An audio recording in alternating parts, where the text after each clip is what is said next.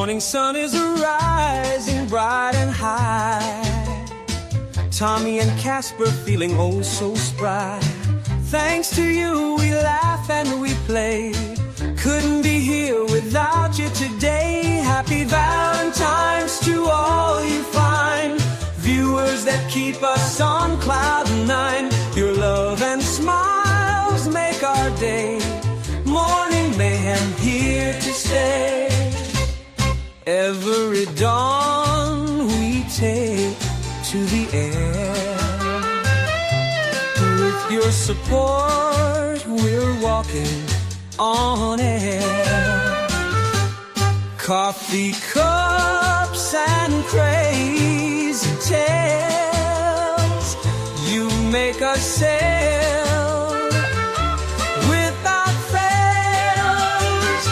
Happy Valentine's to all you find viewers that keep us on cloud nine. Your love and smiles make our day. Morning Mayhem here to stay. Every dawn. Yes. Good morning. What's happening? What's up, brother? How you doing? Happy Happy Valentine's. Valentine's Day, my friend. How are you? I'm good, brother. Just man, I slept like, dude, I slept from like 9 o'clock till 7 o'clock straight. Didn't wake up. I took a muscle relaxer last night, and that'll do it. I woke up with Hazley like spooning my head, like she was like all, and yeah, it was crazy, man. It was crazy. Carisoprodol? Yeah. What's that? Carisoprodol? No. It's a really light one. It's called Cyclobenzaprine? methylcarbonyl. Oh, okay. Yeah, I know what that is. Yeah, I can't do Flexeril. Flexeril take me out. Yeah, a lot of them do. I can't do Carisoprodol, so I asked. That one there is like that's like smacking a pill. Hey, it's my girl. Happy VD Day, they say. Wear protection. Hey, happy Valentine's Day, Reese. It is. That is it's my better half. Yeah, I'm glad that you're here this morning, Quibsy, and I hope you're having a good Valentine's Day, as good as it can be without me being there and hanging out. It's kind of tough to do Valentine's without your Valentine's. It's also my anniversary today. My wedding. Is it really? Oh, how cool is that? I got her a birth watch. It's actually fairly gangster because I chased down a birth watch that was new old stock. It's never been put on a wrist. Dude, you got to send me my watch. I'm waiting right now on payday, man. If I can send out anything, it's you know how it is, dude. Poor YouTube. Yeah, I mean, I can pay shipping and handling. I wouldn't do that. It's okay. It's not the right thing. Did you happen to hear that Khloe Kardashian has admitted to slapping the crap out of Lamar Odom? No way. Yeah. Well, this is actually wicked funny to me. So keep in mind, Casper, straight up, I followed nothing of the Kardashians ever, obviously, because I was inside while most of this was happening. And this may come as a shock to you folks, but they weren't really getting a lot of airplay inside. I don't remember seeing a lot of Kardashians. I mean, they may have been at the camps or whatever. I didn't see any Kardashians ever. But as I started to do the Diddy stuff, you can't avoid the Kardashians, right? They go through this entire. So while doing the deep dive on all of this crap, you have to wade through stuff knee deep. And I came across a thing a long time ago where she was going off about Black China, because Black China apparently at one point took, and who hasn't done this? But let's preface by saying who hasn't done this at least twice. She took a phone cord from a charger from an Apple phone and used it as a garrote and tried to choke. A garrote? And tried to choke Rob Kardashian to death. I was kidding, by the way, folks. No one does that. That's savage, right? But they went off about it and made a really big deal about how you do not put your hands on another human being. Forget that this was as bad as it was. You simply don't put your hands on another human being. And she's out there saying all kinds of crap like that, the whole family. Unfortunately, she was putting hands on people, and now Black China looks like a little bit vindicated, and she looks so like the ass that she is. Everybody in that family, bro, is I'm not joking. Sorry, I'm setting a watch. Not joking. That entire family is evil in a way that is kind of hard to wrap your dome around. I mean, they're James Bond villain kind of evil. You know, like the stuff that they're doing. That they got a church. It's all the stuff they do in secret that come to light. That's like, oh, they're in that's trouble, bro. what makes them James Bond villainish. Well, so some of the stuff that has been alleged about the family, you just want to go, there's no way this could possibly be true. But one of the allegations against the Kardashians is that through Lou Taylor, that they were able to channel a crap load of money that should have been Britney Spears money. And I'm laughing not because I love Britney Spears. I got nothing but love for Britney. I feel horrible about that. But I'm just the evilness again, right?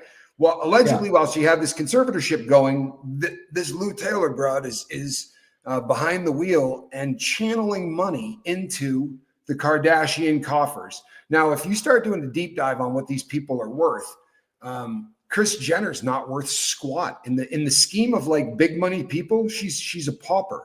I think they got her net worth at like $10 million or $20 million. It's a very small amount of money when you consider that this family is generating billions of dollars and she's flying around in a jet and all of this crap.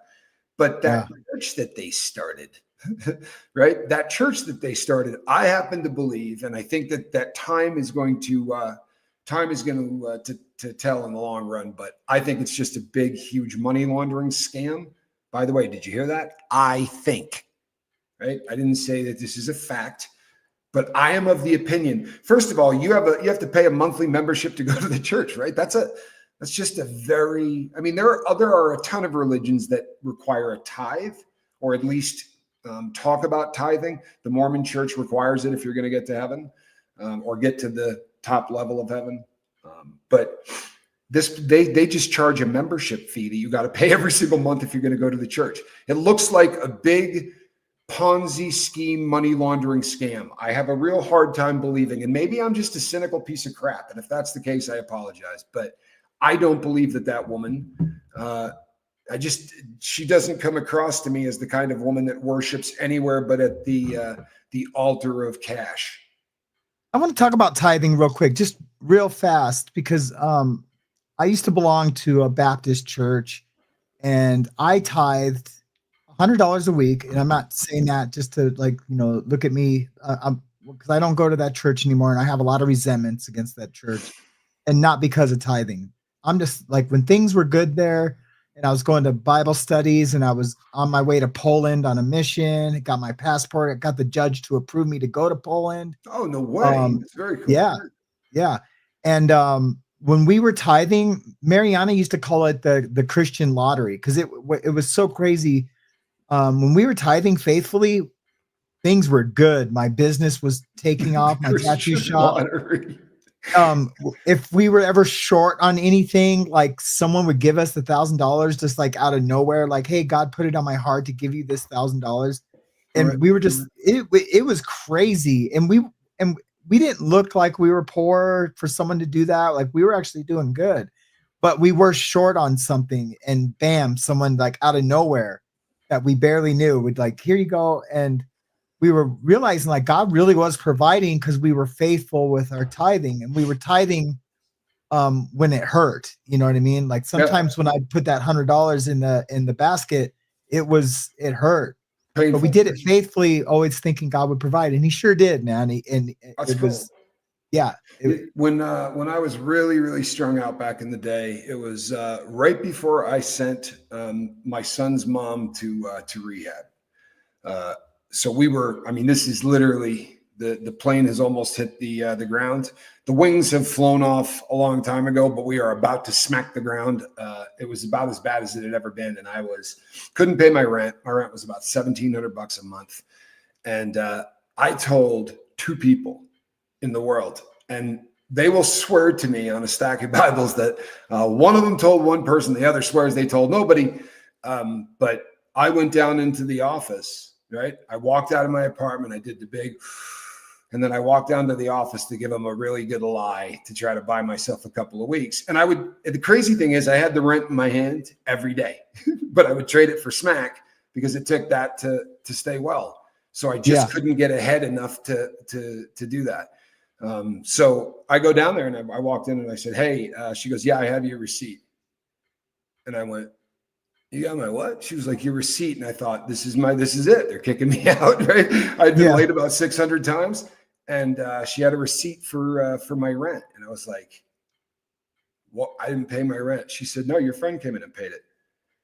And I was like, who is my friend? And she's like, older gentleman. So I called my dad and I was like, hey, what are you doing? And he's like, don't bother me. I'm playing golf. I was like, all right, I'll talk to you later. But yeah, just paid who, you know, and to this day, I don't know who did it. And the crazy thing is I sat down there with this woman for probably 15 minutes trying to get her to give me so I could do an artist sketch. I'm not even joking because I'm kind of flipped out. It's a lot of money.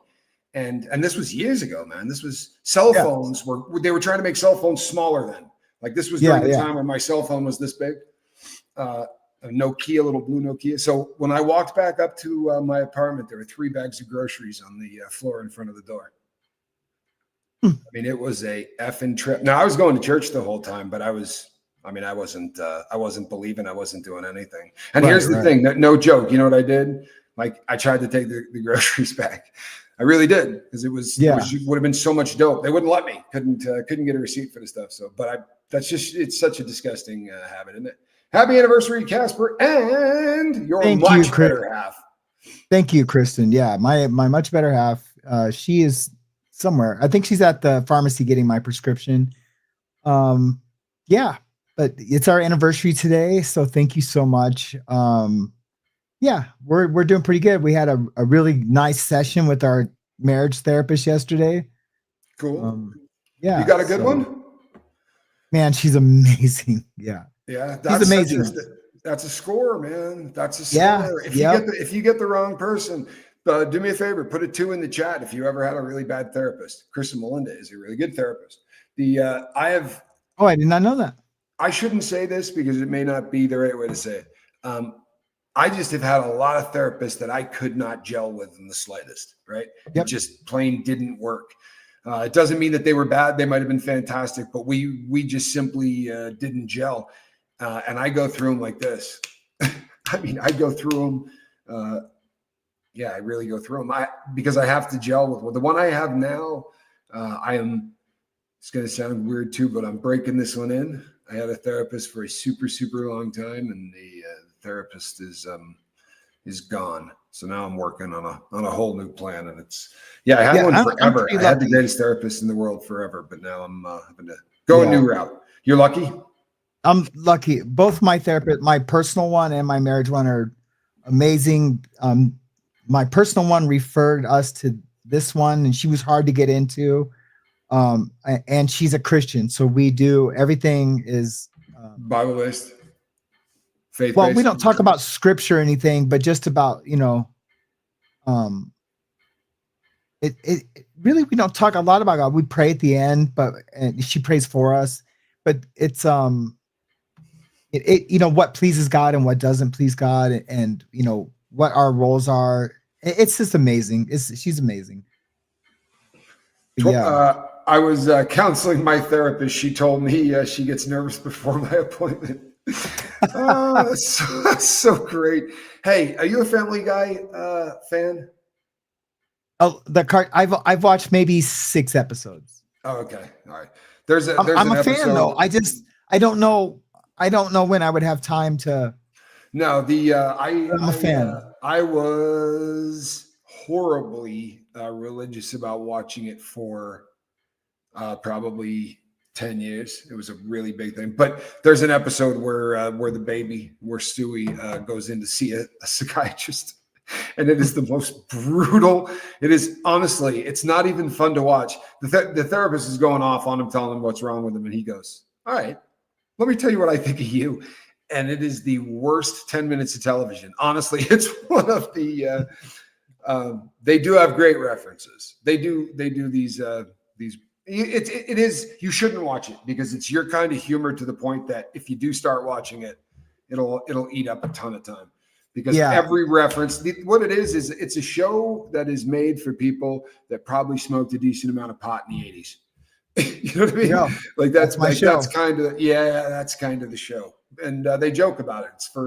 It's for people our age that never grew up. Yeah. What about the, not to get on a cartoon tangent, but the one with Bobby Hill, King of the Hill. Oh, King of the Hill. So I was at a show. halfway house where we had TVs, but it had no cable but they weren't smart TVs. And every day I'd get off work and there was like 3 hours of King of the Hill. It was the only thing I could get on my TV. So I got hooked on that show. That's a funny television show. Yeah, I've seen every episode. It's really good. We had a guy that worked for me I had a guy that worked for me at a telemarketing room that he could do it. I mean, he could be a voice double for Hank Hill. I mean, for a living. Yeah. He was so good at it. It was frightening. And whenever we got a lead that we knew was going absolutely nowhere, we would put him on and go, Henry Hill, that dude. And he'd get on and do it just damn serious. And the guy would go, Are you doing Henry Hill or Hank Hill? And he'd go, what are you talking about? Am I doing what? Who is this? What are you talking about? It's the funniest drop in the world, but he could bang it out and sound to the T. That's actually the guy who creates that, who he did Beavis and Butthead too, right? That's right. Yeah. Yeah. That's actually his voice and cadence, huh? That was a spinoff of Beavis and Butthead. So what was the guy's name who created that? Mike Judge. Yeah, Mike Judge. When Mike Judge was doing a movie, like a real movie, I seen an interview with one of the actors, which is an A-list actor. I can't remember who it was, but he was telling stories about Mike Judge directing the movie, and he goes, "Man, it was hard because his voice is Hank Hill." Hank Hill. And so, he was like, "Well, you're gonna have to let me see," It's just really and propane accessories. Yeah. Well, I can believe it's his voice. I cannot believe that anyone talks with that cadence, but I guess that's his exact voice. Yeah, he doesn't change it at all. Yeah. So in Beavis and Butthead, there was an episode where Hank Hill had a RV, had a mobile home, and he was driving around in the thing, and the boys went in the mobile home to whack. They were in there rubbing out a giggity. And the interaction between Hank Hill and the kids was the catalyst for why they decided it would be a really good idea to do a whole show. And the funniest thing is that the part of Texas that they based that's a real town. There is a real town in Texas by that name. I'm sure there is. And man, I've driven through all those towns with the BOP, and they look just like like Abilene and all those little towns that are everywhere. Big. Who's down with BOP? Yeah, you know me. Spanky says he was the lawn mower neighbor in an episode or two as well. Yeah, he played the foil, the laugh part of the deal a lot. They were always working over poor Hank Hill. But there were some great moments in that. Honestly, that cartoon was genius for its time. I remember when the guy tells Hank Hill that the Duke's real name isn't John Wayne, and he goes, "What do you mean his real name isn't John Wayne?" And he goes, "It's Marion Morrissey." He goes, "I'll kick your ass." This is only response. I'll kick your ass. Yeah, that was a great show, dude. And he used to call butane the bastard gas. Yeah. Who was the Boomhauer? If you put your captions on while you're watching that cartoon, you actually see what Boomhauer says. Yeah. When he's talking. When he's talking really fast, it is so crazy. The episode where Boomhauer's hooked on porn, and he's talking about all the pop-up screens. Oh my God, it's so crazy. He's like, man, I watched that porn, man. And he's like, click. I know exactly what you're talking about. Yeah. www.click.get. Yeah. He was the guy that did that whole series. It could have gone a lot longer. I don't understand. I guess you just make enough money and you're like, man, broom it. What is John saying here? Can't believe the guy doesn't know Indian Son. Yeah. The how Gribble. The the guy that drives the Bugabego. His kid is Native American. Oh yeah. He's got a blonde wife and a Native American son. Oh, that is the best, dude. And then John Redcorn is the Indian. He comes by just to say hi every once in a while. Hey, John Redcorn. To see his son. Yeah. Doesn't realize it's the funniest crap in the world. Dude, that is classic, bro. That is classic. I was like, John, I thought he was talking to me. Yeah, John Redcorn. Yeah. So honestly, that's some of the funniest. How they come up with that stuff. Or his dad had his shins blown off in the war. Yeah. He goes from knee to foot. He had his shins blown off. Yeah. So I'm losing my voice for some reason. I think because I did a bunch of voiceovers. Like I did probably 30 minutes of voiceovers for the Jester stuff yesterday. And now I'm glad I got it all the voiceovers recorded, because now my voice would be different, so yeah. Speaking of voice and different, I'm gonna send you one of my booms, man. I got like 7 of them. Here's the thing. I got a boom. All I need is the attachment piece on it, and because it's and I will go do that same day I mail this thing right here. Probably the 21st. I think we're looking at the 21st. My favorite day of the month. I can't wait till we're in the same place where we have a studio with a big table we can stand at and just do the show with, maybe some iPads in front of us or some paper, I think that's when the show's really going to take off. No question. The iPad as a way of using as an assistant when you are on YouTube is the single greatest thing that ever happened. And famously, no joke, look at this. I can't get this fixed. Look at it. Do you see this? Yeah. Yeah. So honestly, they should take this thing in and put it in a museum. That I did every single thing that I did. Oh yeah, I use it every day. For the first 2 years, everything that we did on the lifeboat was done on it. Everything. Wow. Filmed on it. Yeah, everything. Didn't have a computer, didn't have a laptop, didn't do anything, did all of it on this. Dude, I've had mine for at least a dozen times. That's so crazy. I've had mine for 4 years now. This is a 4-year-old 12.9 Pro Max. It's a Pro Max. And all my tattoos, every single tattoo I've done has been on this iPad. Every single one. Yeah. It's a great device. I love this thing. I'm ready to upgrade, but you don't need to. It does everything. I've had this thing since I got out. I mean, I've never upgraded, never done it. And let's just say it's been dropped a few times. Hey, if you are a really long time, if you've been around with me forever, like a boat person, there was a dog that used to visit me all the time named Georgie. She was one of the first damages to the iPad, but Georgie was a great big golden retriever, and she was a friend of the boat. I used to dog sit for her a lot, and some funny stories. The dog, her owners had their smoke detector went off, right? And the dog freaked out. There had been a fire at the house once before. So the dog ran and took off, went about a mile away, 3/4 of a mile away to my house because she had been there before. So about, 12 o'clock at night, just after midnight, the dog comes and starts knocking on the door, giving me the, hey, what's going on? And as it turns out, she spent the night with us. She was just a really, really beautiful animal, and they put her down the other day, which was I just heard the news that she lived a really long and great life, but it was a bit traumatic for me to hear.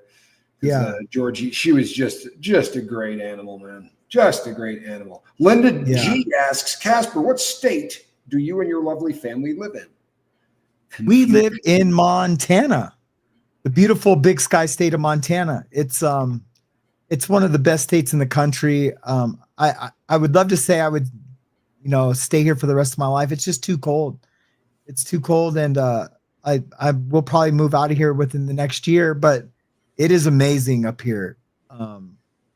But when you look at like maps where they say, all this crime is here and there, Montana's always just has one little dot, and it's in the town that we live in. But it's but the state, everything around us is amazing. Just the wildlife, the mountains.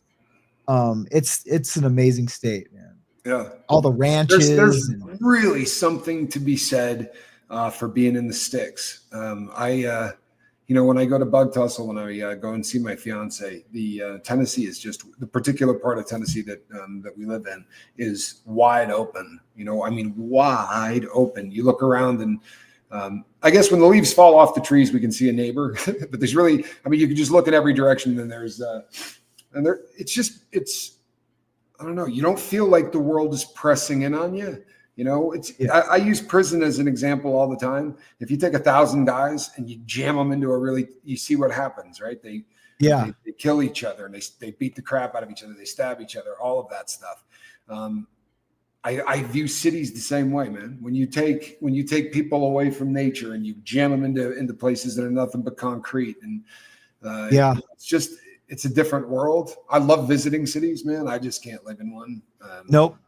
We went to Vegas, and I grew up in Los Angeles, Hollywood, Venice Beach, all of it. That's the real deal. When they first told me I had to come up here and live, my sentencing judge, I was like, "You've lost your mind." And it was the best thing. I'm alive today because she made that decision for me. That's not an exaggeration. I would be dead. Yeah. I would be dead. I have no brakes. Just like we've talked about that. I just have no brakes. And when it's around you and it's so cheap, like it is in Los Angeles, and I would be dead right now. So, but anyway, I used to live in Montana. We own in a town called Wise River and a house in Butte. When I was growing up and skiing, I love you Butte. had to say the word brah. If you said, guys, we knew a skier and he'd go, "Yeah, we're going out to the Butte, brah." And I had never heard this was in the 80s. Like I'd never heard anybody say that. And to this day, if I talk to my homeboys, I'm like, "What are you doing? Heading to the Butte, bro?" Like they'll never say Butte without the word "bra" on the end of it. Yeah, Butte is amazing. A lot of people hate Butte. It really is kind of a shithole town. I personally love Butte. Like if I was gonna stay like forever and ever and ever and ever, I would somehow migrate to Butte somehow. But Butte, bro. Like if YouTube was like paying my bills or something. And like we didn't have this show, I would I want to take this show out until I retire. Yeah, why not? It's more fun than that. Is the coolest thing I've ever heard in my life. You do realize that if you're from the time period that I grew up in, you just trumped everybody else's stories. No one can beat. We live next door to Evil Knievel. And my sister's boyfriend was Robbie. Yeah. Yep. I'm really good friends with Robbie. I can have him come on the show sometime if we want. Man, Evil Knievel I met him at he came out to a Winter X thing where I was skiing at, and we got everybody. You waited online to go up and meet the dude. He's the godfather of extreme sports, man. Yep. Evil Knievel was the coolest guy that ever lived. Yep. Did you have when you were? Oh yeah. I had it all. I had the tour bus that he jumped with the ramp, everything. Absolutely. Yep. It was like an RV. It was like an RV. But I know exactly what you're talking about. I had it. Yep. Yeah. I used to work for Robbie at one of his dealerships. I was an ups counter. So like when someone would walk on the lot and start looking at cars, I would write down their license plate, and then I would go tell a salesman, "Hey, you got to go over there." And then if the salesman spent too much time with them, I would have to go like this. And it's a car salesman term for sweep. And then like, "Hey, sweep him out here, get him out of here. He's wasting your time." Yeah, you're not going to make a dollar on this dude. You're not going to make a dollar on this dude. Get rid of this dude. Yeah. It was the greatest job in the world. I got paid overtime. Robbie did some of the greatest stunts. Jumping, and he did the one in Vegas, jump roof to roof. I mean, he definitely is way better. But his old man was doing it on a hardtail. You know what I mean? Yeah. He was doing it on a Harley Davidson. Yeah. And he was out there like this going. Yeah. The ramp about these guys got computers and all of that. He was out there with a spray can, putting a line on. It's like, all right, the ramp's going to be here. How fast you think I'm going to hit this? Dude, Evil was the shit, bro. He would overfly the landing right? There was no science to it. You watch Robbie do it. He comes down in the sweet spot of the ramp like he's a genius. His old man's doing it on a bike that literally should not be even taken on bumps on a road. This is not a bike you would take to Sturgis. It's so uncomfortable. And this dude is going to launch himself 150 feet through the air to jump the fountains at Caesar's Palace. He comes down on that bike and it splits him in half. You know the one I'm talking about? Yeah. The jump at Caesar's Palace. He breaks his pelvis. When he goes over the top, he comes down. There's no cushion. That bike hits him, goes wham, and his body splits in half. Yeah. And then they would take him over the microphone. He'd be standing there broken and bruised. We'll get it next time. Jump. My last jump. And then he would be back in the wide world of sports 5 months later for another play. Yeah. I loved Evel Knievel, man. The agony of defeat. Dun, dun, dun, dun. Spanning the globe. Yeah. To bring you the constant variety of sports. Man, what a great time that was. The human drama of athletic competition. Yeah. You know the guy that fell on the skis, didn't even injure himself? That crash. It was like this. Yeah. He what happened is he candied out. He was getting to the bottom. I don't think the guy had a lot of jumps under his belt because he was coming into that and looked like, oh, maybe I'm going a little hot. He went to sit down, and you can't do that on a 90-meter ski jump. Doesn't really work out. And since the skis aren't attached, it looks a lot better. You know what I mean? They're like a telemark ski kind of an attachment where only your toe is attached to the ski. Yeah. So it's flopping around like this. And it was a great shot. It didn't hurt him, but it was. That was such a huge part of my youth. Mine too.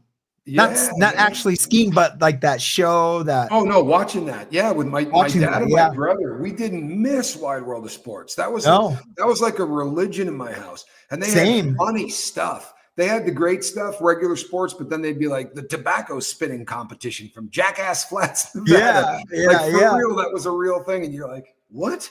You know? Yeah. Or the frog jumping contest. They did that every year from You remember I hope the chat's enjoying this conversation, but I don't know. But usually the numbers aren't dipping. That's a good sign. So okay, cool. But you remember the show That's Incredible and Real People? Oh, yes, both of them. Yeah, absolutely. There was an episode you probably remember where a guy took a thing that looked remarkably like this and he held it in his teeth. It looked like what you would chalk the end of a pool cue with, except it was like an octagon, and he held the thing in his teeth. He wasn't going to catch the bullet. He was going to hold the box in his mouth, right, while the bullet hit the box. It's kind of like catching a bullet in your teeth, right? He's going to put down enough pressure, and they go, boom, right? Now this show misses, goes right, and you see the guy do this one, and he goes, and she goes, we're going to go to commercial real quick. Just like quick as hell. And I'm a kid. I'm oblivious. My brother's oblivious. My dad goes, they just shot that dude in the face. I was like, no. He's like, yeah, that dude just got shot in the face. And you couldn't back it up. There wasn't TiVo, right? There was nothing like that. You couldn't go online. But when they came back, they said, ew. So that didn't work out so well. You can look it up. It's actually a. Oh no, I remember it. I remember it. You remember? And I was with my dad watching it. Yeah. Silly fun day since we're doing this. Do you happen to remember a cat named Stevie Starr? Yeah. The human regurgitator. This guy would go on stage and he would take a light bulb and go, gone. Just a regular, no joke, 100-watt Sylvania light bulb, and it would disappear. You'd go, what the hell just happened? And then he'd go and bring it back up. Yeah. He takes a cup of sugar, takes it down, drinks a glass of water, and then brings the sugar up dry.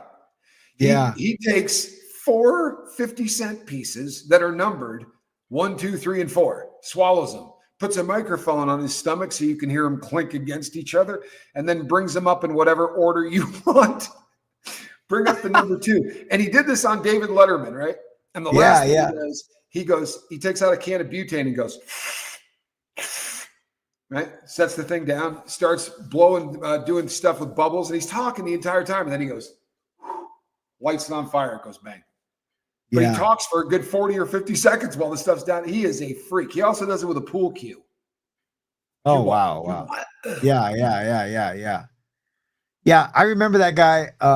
And see, on David Letterman, I was a huge Letterman fan back in the day, in high school. Me too. Never missed it in high school. It was a Never religion. missed it. Late night with David Letterman. The top 10 list. Yep, top 10 list. From the home office. We should do a top 10 list. We absolutely should do top 10 lists. I am all over that. That was a big thing throughout my life. No joke. When I can't journal, I do it. I'm not joking. Yeah. It got me through so many days when journaling was just impossible. I would do a top 10 list. I would write down it's official. We're going to have a top 10 list day. Yeah. And I used to also do it. When I was with you, man, I would write Em a letter every day and mail it every single day. We did that. You wrote a lot. Did I just say that? Anyway, we wrote back and forth, me and the ex, every day. And we did top 10 lists all the time because you run out of crap to say after 500 days or whatever. We'd have thought of Justine something. says, I remember that guy. I'm so glad because nobody remembers. Whenever I say Stevie Starr, the human regurgitator, people look at me and go, the what? The human who? Yeah. What's this guy's name? Stevie Starr. And listen, far be it from me to pick on anybody for any reason. And I think you guys know that. Not my style, right? But let's just say that Stevie Starr comes off. Let's just say he's the over the top, like the guy that used to be on what's the name of that? Hollywood Squares. There used to be a flamboyant gay guy on Hollywood Squares years before anyone was allowed to be gay. Well, there's Nelson O'Reilly. Charles Nelson Riley. Charles Nelson O'Reilly, yeah. Yeah, that was one. Who was the other one though? Someone's going to help me with it. The other one was Scottish. He might. Man, come on, man! That's one of my all-time favorite shows of all time. Me too.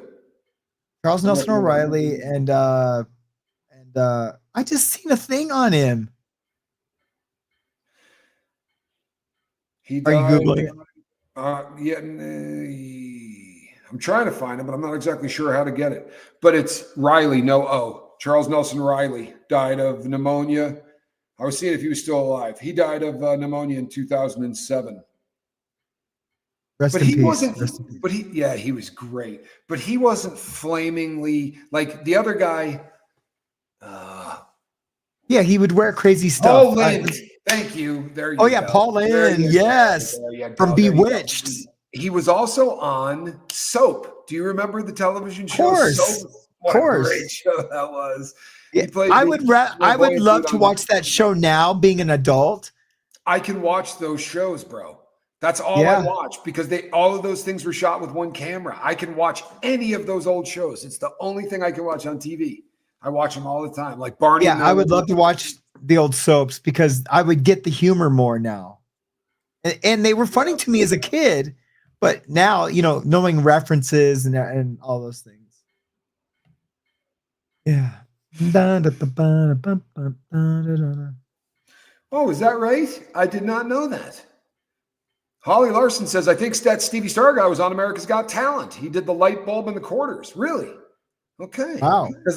He's got to be getting old. Apparently, he had a stint in Vegas that he did not, and I don't mean like Britney Spears. You know what I mean? Like he didn't have a residency, but he was playing some shows in Vegas because I was speaking in Vegas once and saw his name on a sign, and I was like, bro, we're going to see Stevie Starr live. Like, what does he do for an hour? I've seen 4 minutes of this guy. I want to see an hour of him, swallowing things and hurling them back up, but couldn't make it happen. Paul Lynde was always in the middle. Hold on. Let's watch a little Stevie Starr real quick. Nice. Yeah, here we go.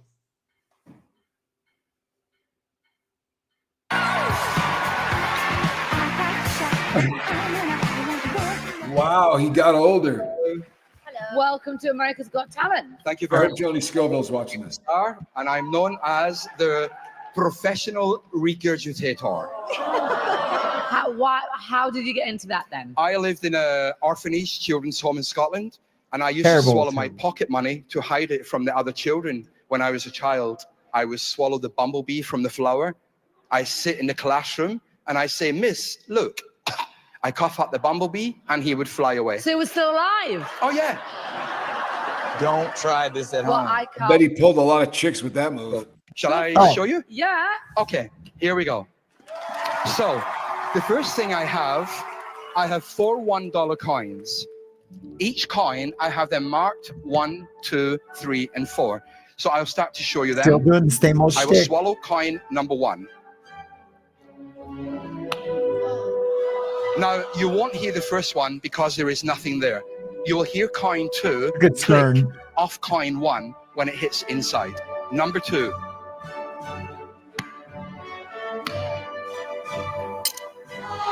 Did you hear that? Let's eat more money. Number 3. Look at Howie Mandel. He's like, yeah, this is cool. It's a slot machine. And we Yeah, have yeah. number 4. I love this guy. And nothing. Which number shall I bring you back? 3. Number 3. Everyone says 3. Number 3. You rotate. Okay. No. He's rotating it. No. Oh my word. No. And we have here 3. 3. I still have 1, 2, and 4. Give me 2 numbers. 2 numbers. 2 numbers. Number 2 He's gonna pull and 2 at number the 1. same time. Number 1 and number 2 will both come together.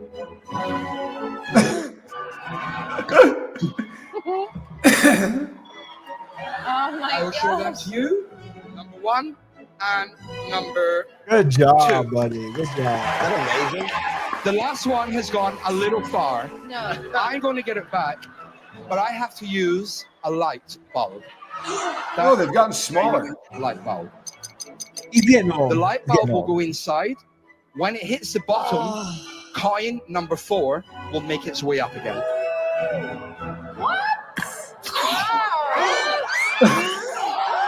Oh my god. Oh boy.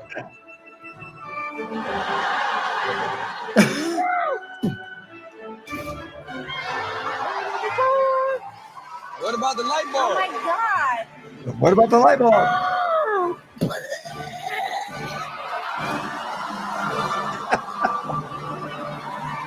There's the light bulb. Do you know what I got here? I have a little glass of sweetener sugar.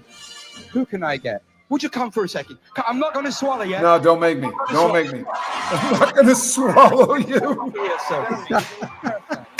Now, I need you to hold this little plate for me. When you take water and sugar and you mix them both together, look, what happens to the sugar? You get simple sugar. I'm going to put this glass of sugar inside me. Bees that fetch the nectar from the flowers to the comb never tire of ever Coffee? buzzing to and fro. Okay. Because they take a Water. nip from every flower that they sip, and hence they find their task is not. The sugar is coming back. Hold your plate down a bit. Watch your sugar. No. Here to here. Here comes the sugar.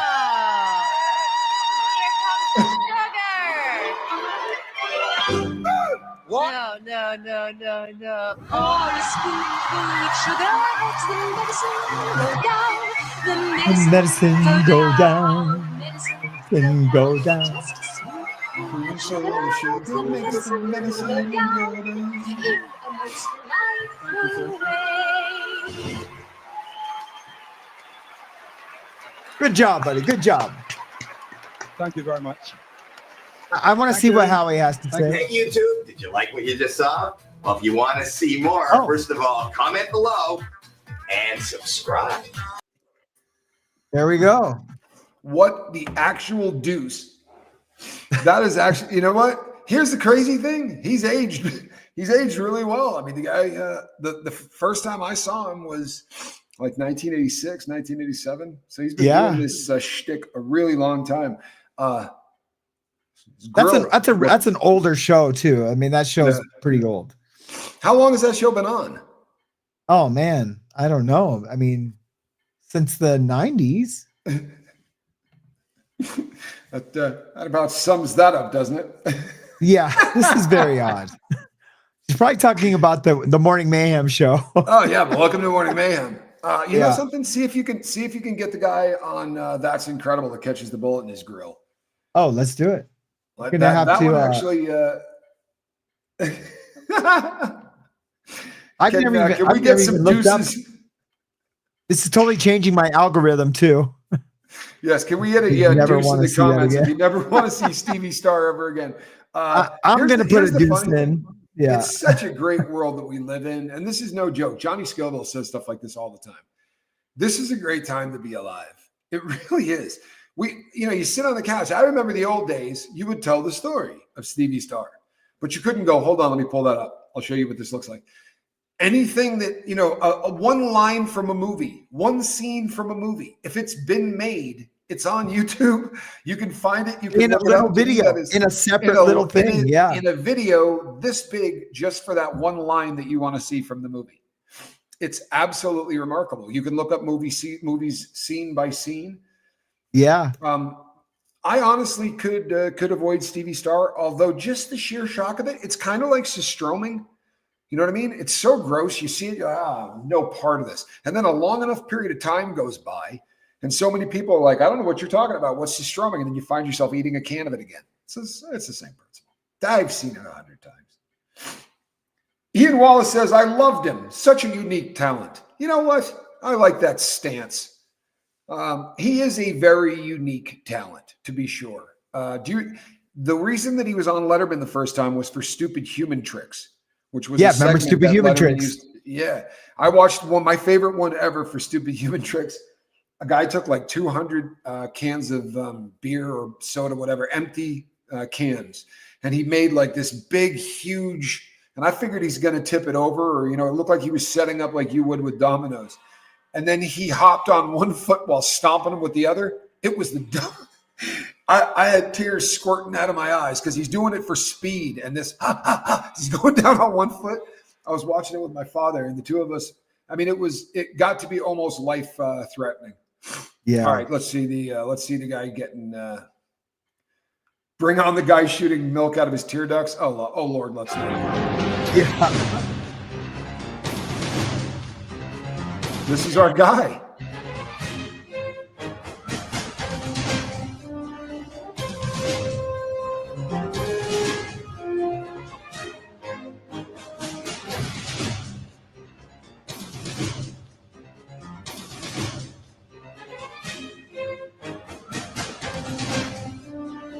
Oh, and bummer.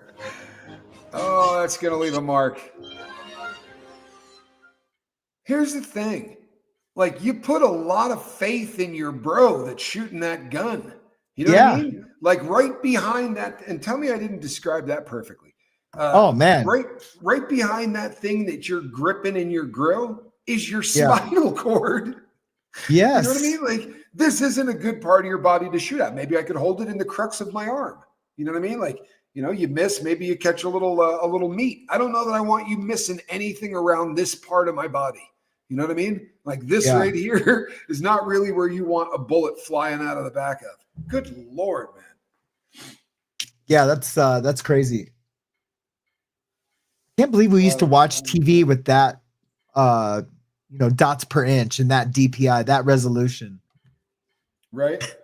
Yeah, and we thought it was amazing. Paula D. Penley has a theory that makes a decent amount of sense. Does he have 4 stomachs like a cow or something? So here's my take on this, right? Just being the cynic that I am, right? A couple of those, you're not faking a light bulb. You're swallowing that light bulb. Like, we're watching that thing disappear. When he did the cue ball, that thing disappears. I believe he swallows those coins. I don't know how that works out, but that sugar thing is a hustle. You're not swallowing something dry, putting water on top of it and bringing it back dry. And you're not swallowing it into your stomach because your stomach is filled with hydrochloric acid. It's also layered with snot the entire way down, a mucus that's designed to help things go down. So something with that, and it's gotten a lot different because the first time he did that trick, you know my weird ass memory, but the first time he did that trick, he might have brought a quarter of a teaspoon, a half a teaspoon of sugar up. Yeah. When he just did it that time, that sugar came out forever. And I wanted to see, because I would have bet my life that the first thing he was going to do as soon as he was done was drink something. And it's because something on the roof of your mouth, something that you've got that you can rupture with a tooth and then let that thing just gravity do its business. And then you're going to swallow whatever's still up there, the little baggie. But there's some hustle that you're doing. But the rest of it, he's swallowing that stuff. There's no way to, so, do you remember Jason Shimada from Black Canyon? Shimada. He was a half white, half Japanese guy. Yeah. He was a cook. He could do Benny Hanna. So, he just got back out. He went back for a little bit. His original crime was he tied a bunch of fake explosives to his body, went into a bank to rob the bank. I know exactly who you're talking about. So he did the Tommy Boy thing, dude. Yeah. His dad is the great Shimada, who's a really famous magician. He's not a household name, but in Vegas, he had one of the biggest magic shows in Vegas ever. No kidding. Yeah. I did not know that, man. Yeah. But I do remember the story of him struggling.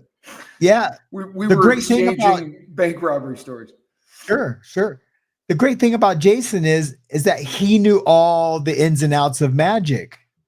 And so like you couldn't watch a magic show. I remember we were watching something on some show and he's like, oh, those are stooges. You know, when you pick someone out of the crowd, those are all stooges. Those are people that the magician has out in the crowd. There's a thing called magician's thread that is it's invisible. Like if I had a piece right here, you couldn't see it. Yeah, you ain't seeing it. Yeah, and that's how they do a lot of the tricks. And it was really fun, and not fun watching magic with him because he knew all the tricks. Right. But I've pulled up some great Shimada things just to check him out on YouTube. And yeah, his dad was amazing. His mom was amazing too. Yeah. You know, you've seen Penn and Teller's show. Of course, yeah. Yeah, where they do the trap door. they do the whole trick, and then they pull all of the cloth off the stage, and they got it in plexiglass, so you can see how they do it. And he's down below, and you hear trap door. They play all that. Yeah. I went and saw their show live, and it was incredible. It really was. It was a great show. I understand why a lot of people hate on them. You know, like I would love it when they would. Yeah. I would love it when they would do a trick with like cigarettes or something, and they'd be like, and remember, kids, don't smoke. Well, unless you want to look cool. Yeah, they're two very funny guys, man. Yep. I don't think they're friends anymore, actually. Is that or true? did one die? I think one died. The short one. Yeah, I think so. Wow. I did not know this. Robin Bliss says Penn and Teller used to do something like that before they got big. Swallowing an apple, then swallowing a bunch of needles, and then bringing up an apple full of needles. That's a bad mamma jamma right there, man. Yeah. You know, some of the like you did you ever go to Lollapalooza? Never. They had the first year of Lollapalooza. They had like a I'm not being disrespectful, but they called it the freak show, right? And they had a traveling freak show. And there was a dude that swallowed swords. And I was like, man, you ain't faking that, dude. I sat 2 feet away from this guy and watched him shove like, you know, a couple of they swallow swords down his throat, one right after the other. And I was like, holy crap, dude. You know, that's crazy. When I was in treatment at Phoenix House in Venice Beach, the building right next door to us was the Venice Beach Freak House. You know, it was like, you know, the bearded lady and, you know, yes. And then on the other side of that was Flea's mansion, his little house on the beach. Casper, have you done frozen bubbles with Hazley? No. What is a frozen bubble? Thank you for that. Why have I not been told of frozen bubbles? I'm in my 50s. How do I not know that you can freeze a bubble? I don't know, but we will definitely do that today when she gets home. Because we have lots of bubbles. I'm starting to feel a little salty about the fact that you can freeze a bubble and no one ever told me this. Yeah. I'm not joking. I'm a little salty about it. Like I'm past my bubble phase. My kid's past his bubble phase. How did I get screwed out of this? Doesn't seem fair at all. You know, We're gonna have to have another kid. Yeah. Yeah. Oh, don't. It's hard. Furry ones. I'm sticking with the furry ones. You blow bubbles outside in the freezing weather. Well, we're gonna do that. What's the temperature today? Does it fall to the it's ground 12 and, degrees. and I don't know shatter? if we'll be able to do it. Does it fall to the ground and shatter? Oh man, that's cool. I mean, it would have to. Did you see that Matt Cox put out he's got an interview with the guy who wrote a book about what's his name? Yes, I saw the interview a while ago. Did you watch it? It just came out though, didn't it? Oh, unless it's a brand new one. You're talking about the book about Kelly? No, the book about no, not Ronnie Bo. That's what I thought you were talking about. No, what's the old guy that has the island? What's his name again? Epstein. Yeah, dude, he was getting like 20,000 views an hour on it. It's like it's gonna hit 1 million views. Whoa. Yeah, like in a couple of days. Yeah, but I haven't watched it yet. It's just because I'm anti Matt Cox right now. So. He does a tough interview anyway. It's kind of. Yeah, we both vape in the bubble first. It's not a bad idea. See, thinkers all around. Thinkers. Can I just say something real quick? Yes. I'm gonna have to quit vaping soon because I'm starting to feel it in my lungs. Really? My lungs are feeling tight. Yep. What? Well, you said you do what's the nicotine amount you doing? They only sell 3 and 6 here in Montana. Right. I do like a 21. So it's like when people hit my vape, they're like, "What are you doing?" I have never heard of any dude. I don't even do the 3s. Like I'm doing like 0.05. Yeah. I mean, honestly, I do 0.05, 0.03. Like you're doing a heavy amount of nicotine, bro. That's it. And here's the thing: like, have you ever studied nicotine? Because no. So nicotine gets vilified really, really seriously, and it probably doesn't need to be as much as it is, in all honesty. Right. There are a lot of people on planet Earth that think you're probably better off taking one of those lozenges, right, or whatever, and getting a nicotine, getting a blast of nicotine than you are being on an antidepressant if you're a person that really only needs to spike your dopamine 3 or 4 times a day to be completely normal. And there's a lot of people that the guy that wrote the book and makes Bulletproof Coffee said nicotine's probably what it does to calm the body. And he's had a lot of science to back it up. It's not the drug that's a problem. It's always the freaking delivery method that's the problem. And this is a much easier on the body delivery method, but there are some things that you can do to make it a lot easier. For instance, if everything you buy is food grade, if you're not buying any chemicals, if you're not starting with, anything that's, you're probably a little bit better off. And any way you shake it, but the problem with nicotine becomes this: when you start getting too much of it, it hardens the arteries. That is real. And that's, especially for guys, that's an issue. And you're doing a ton of nicotine, brother. That's, people who hit my vape, they get feel like they're going to throw up. Well, I'm considering it, and all I've done was listen to it. You're also doing it through the Punisher 5000. I recognize that model. I mean, what is that you've got there? For God's sakes, bro, that's not a vape. Yeah. It looks a little. I have vape envy. I feel like I have a very small vape. I have this one that is smaller, but it still is it's a big hitter. I'm gonna quit. I'm gonna quit. Apparently, Russia has just hit Chernobyl. Not sure how true that is. Can you look that up and see if you find anything on that?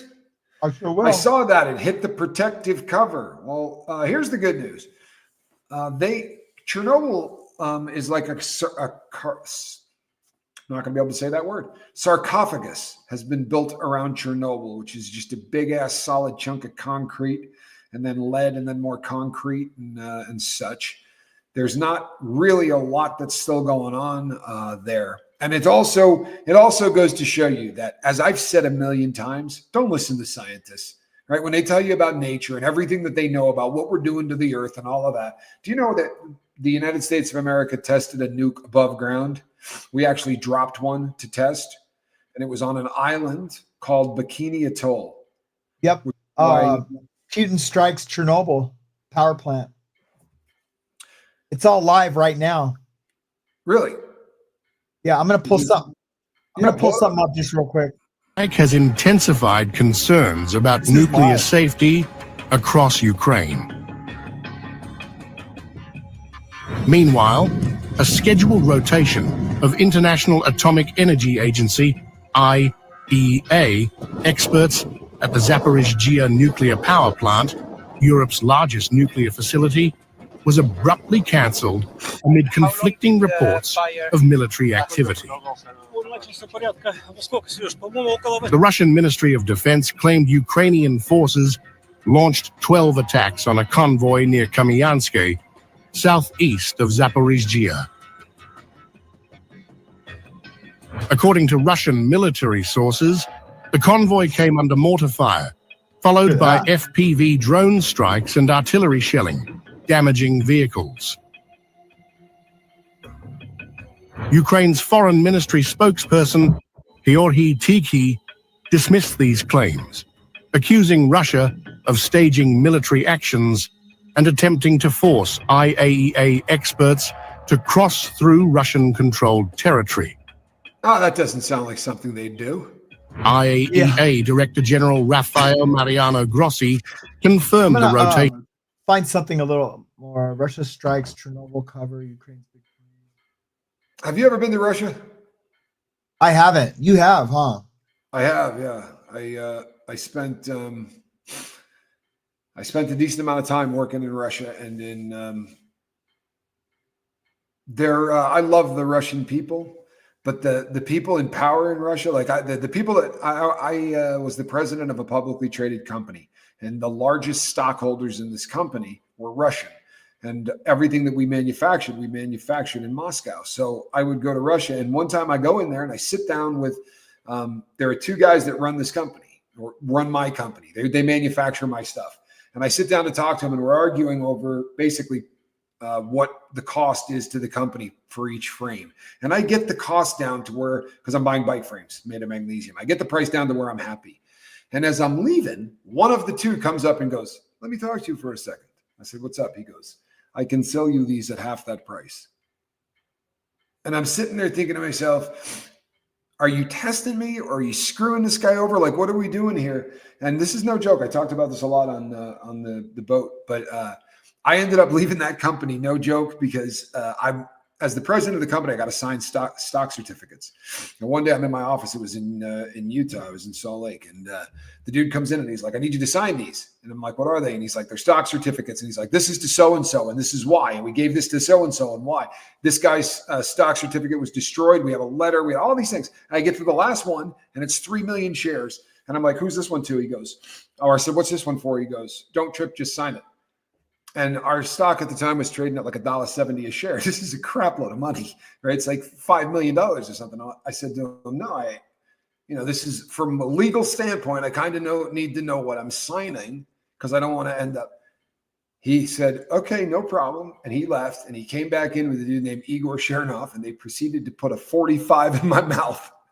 And I signed that piece of paper. Wow. And then I walked out of the building and called the FBI. And it was and they said to me, "You need to go back to work. Here's what we're going to have you do." I went, "Yeah, no, here's what I'm not doing is going back to work. I'm not, I just wanted you guys to know that these guys are lunatics. I'm signing off at this point. Sayonara. And anything else that comes up with my name on it as of this date, right? I'm not signing any stock certificates. And I just signed one that I know was BS, but yeah." He said, "Open your mouth." I said, "I'm not opening my mouth." And he's like, "Or I'll just shoot you in the eye." And I opened my mouth, and he shoved a gun in so far, dude, that I honestly thought, it was a bad situation. It was wow. But I love the Russian people. I really do. And all of the guys that I worked with, until you get to anybody that was making any kind of money, and then they were all the most backbiting, One of the guys, I went to his house, and as I'm pulling up, I swear to God, I said to the dude that was driving, I said, that is the most beautiful home I've ever seen in real life, like in person, right? And he said to me, that's for his Dobermans. And we went around the corner and down, and like this guy had a 15,000 square foot home for Doberman Pinschers that he was breeding. And yeah, when the Iron Curtain fell in Russia, a lot of companies from the United States poured in there as fast as they could, and they were giving credit cards to Russian citizens, and they had really small, but they were this would take an entire show, but they want you to have bad credit. They love it if you take a card and they max it out. That's not bad for them. It's great. If they could have an entire country in credit card debt, they've won the lottery. But literally, you got guys walking around Russia with credit cards going, the hell is this? So this guy was saying to him, I'll buy them for you for X number of rubles per card. Just bring them in. I'll make it easy for you. Bring them in. And they're out buying, just giving people pennies on the dollars for their cards. So much money was stolen. That's how where do you think these oligarchs came from? Right? This was a communist country. Where are all these oligarchs from? Well, these guys came from ripping off their own people. When we showed up and when I went there, you could not see any car there. Every once in a while you'd see a Mercedes Benz or something, but you saw Ladas, like the car of the country. Reagan told a joke. Remember Yugos? You know what? The Yugo makes the Lada look like honestly. Really? Yeah. Dude, the door panels are made of cardboard and fabric. It's really closer to like what a dollar bill is made of than what a car is made of. But they press them thick as hell. And over time, you'll see them and they're rotting away. It looks like, the corrugation's coming apart and you can see all the fibers. And I mean, these things were dog shit, just awful vehicles.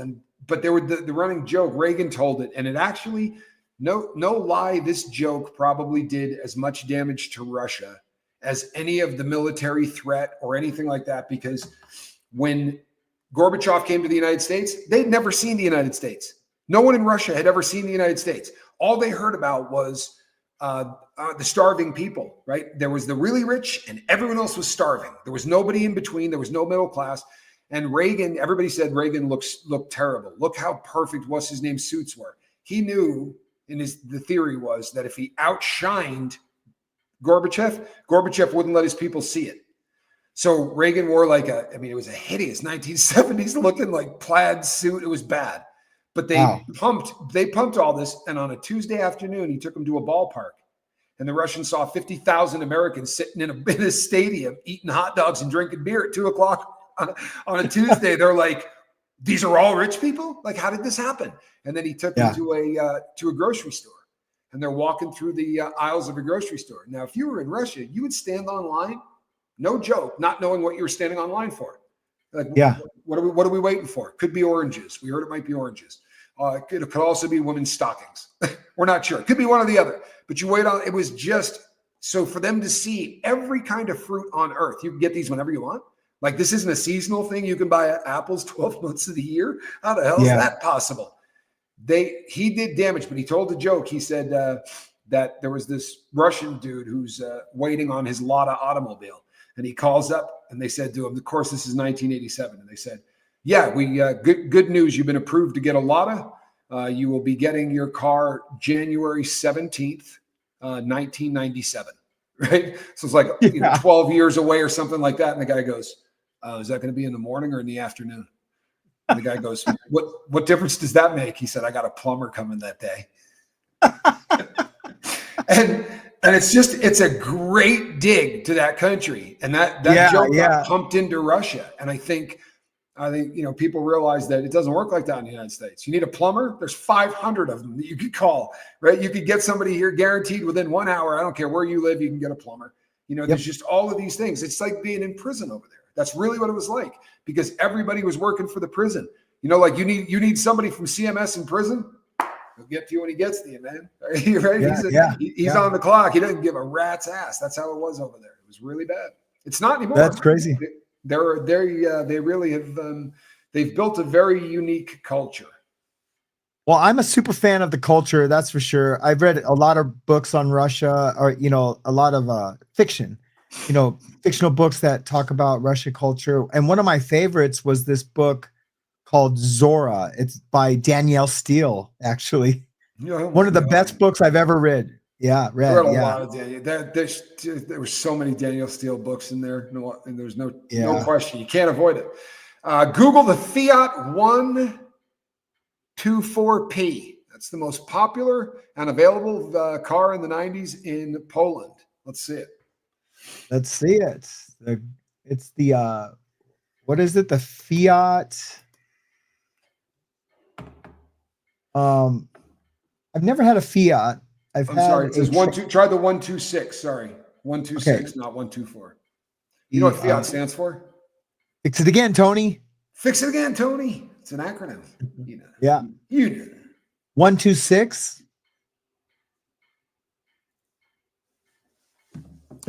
Do me a favor, Casper. Yeah. Wrench up relatable Reese, since I don't have the capacity to do that from where I'm at. What do you want to do? I want to turn my fiance blue. When you get around to it, I mean, I wasn't hijacking the Fiat. I looked out and realized that Reese wasn't blue. Am I blue? Make her a mod. Is what I was saying. Yep, I will. Oh, I know this car. What I love. Wait till you see it from the side. And this came about wherever I was going around the world.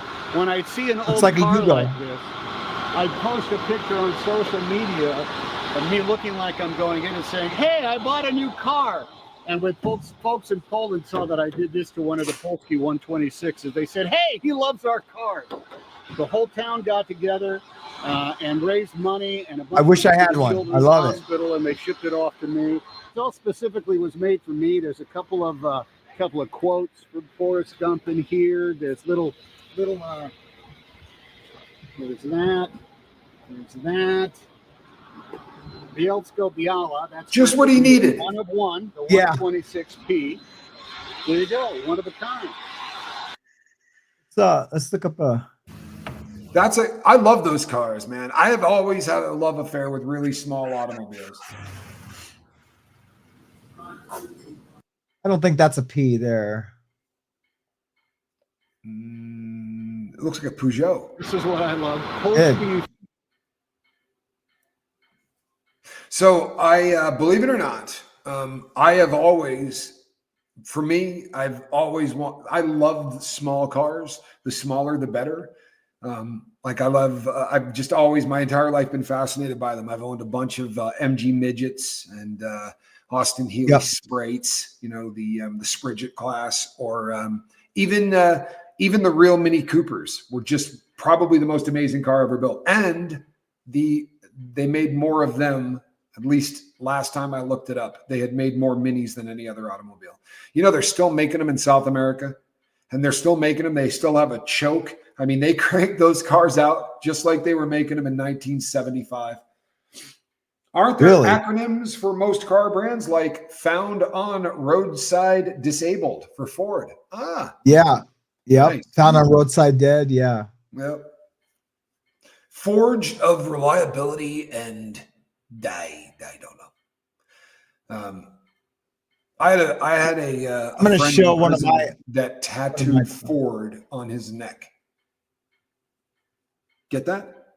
Yeah. New dude that put Ford on his neck. And when I met him, I went, "Hey, is that your last name?" He said, "No, dude, I dig the brand." I went, "All right, then. That's Here's a Triumph that I used to have. It got stolen. Oh, it's a Spitfire. Spitfire, yeah. It was a 73 Spitfire. Yeah, it has to be because it has chrome bumpers. Yeah, I actually dropped that body on a custom frame, and I had a Mustang, an 87 Mustang engine in it. Oh my goodness. Yeah, it was a super cool car. I still had the hard top. Still had the hard top for it. It was actually stolen, and the guy got in a hit and run, and the guy was like, "Hey, if you know who owns this car, they just hit and run me." but it was stolen the night before. I'd already filed a police report. But the guy, everyone was like, text me like, dude, why'd you hit and run that guy? You better turn yourself in. I was like, it wasn't me. Right. My car's insured. Legitimately? Huh? Somebody really stole your car and that happened? Yeah. Because I am not going to lie. I may have reported a car stolen once or twice after I had already committed a crime. Right. No, but that wasn't the situation. Wow, that's crazy. The kid who stole it ended up hitting me up when he got out of prison and wanted me to sponsor him. And I was like, look, bro, like I'm not holding a grudge, you know, but I really love that car. And I'm sorry, I can't sponsor you.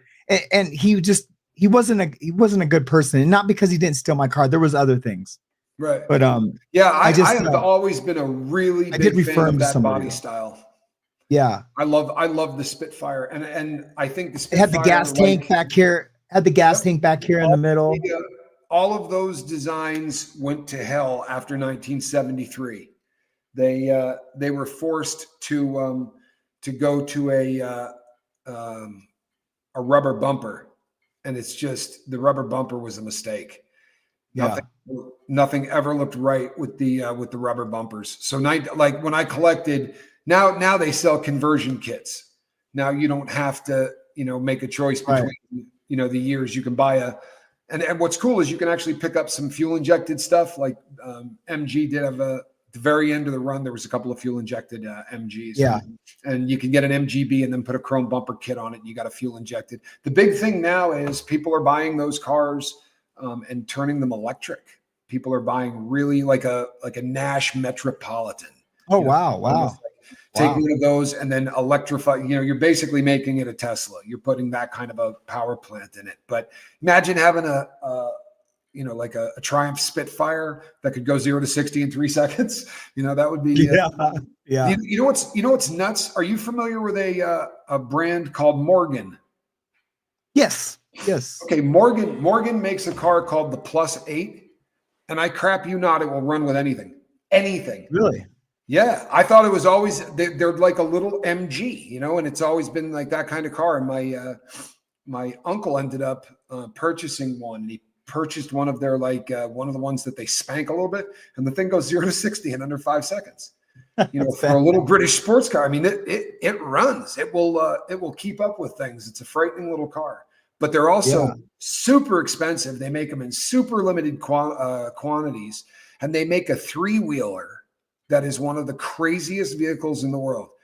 It's kind of like the Slingshot, except they've been making it since the 50s, and it looks more like a plane than it does an automobile. They even paint the front of it to have the mouth like they used to on the old jets that look like a shark. Yeah, it's a pretty wild automobile. It really is. It's a pretty wild automobile. I would like to get a Slingshot. Saying that that they still make. There's some wood in it. Yeah.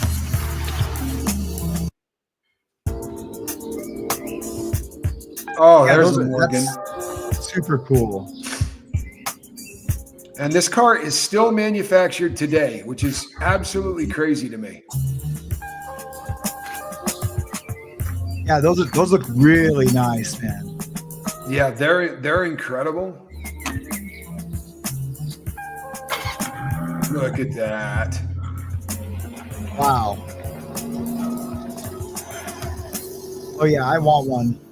And it's got airbags. It's got all the safety features that you need, but it looks like it was made in, and they've never stopped making them. That's the Plus 8 Aero right there. That is super cool. Yeah, not a girl.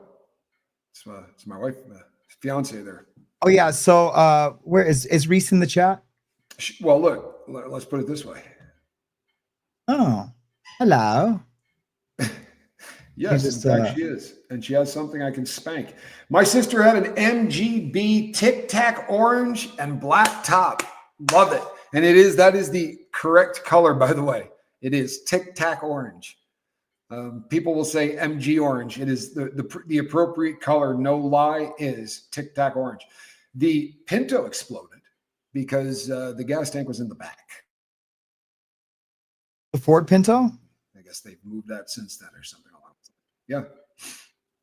Justine wants to know if that man comes with it. Yeah, he was a good looking guy. Yeah. No way. The Pinto and the Stang would explode if it got rear-ended. So my cousin manufactured a bracket and patented it. He builds cars, but yeah, he saved the Ford. I'll be damned. That is very, very cool because it was a very big deal. The recall, that was the first massive recall.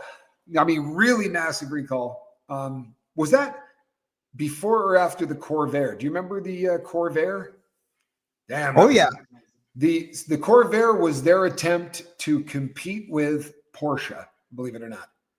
They wanted to build a rear-engine car. I mean, look at what I had a Corvair. It was like a surf car that a lot of kids in my high school had Corvairs. Yeah. It had the rear engine and it was almost like a Type 4 Volkswagen engine, you know, the pancake motor. Yes. Yeah, I was a super fan of the Corvair. I'm sorry. You went skiing in Sarajevo. Oops, I got the wrong one. You went skiing in Sarajevo, and Hugo was in taxis all over Yugoslavia. 1987, I think, or 88. If it was 1988, that would have been the Olympics in Sarajevo. That was the year that Bill Johnson won a gold medal in downhill. It was the first American gold, I believe, in downhill ever. It was a great Olympics, just a super great Olympics. But I had been to Sarajevo as well, and Yugos were everywhere. They really were. They were everywhere. If you really wanted a car for under $4,000, that was your bogey, man. $39.95. My dad bought a Yugo, and he had a Plymouth Champ before that. I remember the Champ. Yeah, he had a Plymouth Champ before that, and then he bought a Yugo. You're welcome, Reese. Yeah, that Yugo, I used to sit in it and play cassette tapes. I don't know why. You know what's even, here's the thing. The Yugo was great if you're rich, but the one you wanted was the Adobe. Do you remember this? Yeah. Look up the Adobe automobile, Saturday Night Live. Okay. Saturday Night Live had a car they called the Adobe. they start out with the Yugo. They're like, yeah, the Yugo's great if you're rich. $39.95. Yes. You were skiing, real sassafras. We very well could have been there at the exact same time. We could have been there at the same time. That's funny. That was these days, everyone. But I wouldn't recommend it. Funny, dude. I just want to give a little shout out to Phil Hartman, man. Rest in peace. He was amazing, brother. He was amazing. Oh, wow. Yeah, Phil Hartman was amazing. And you know something? That's a shout out to all of the things that we believe in. His wife.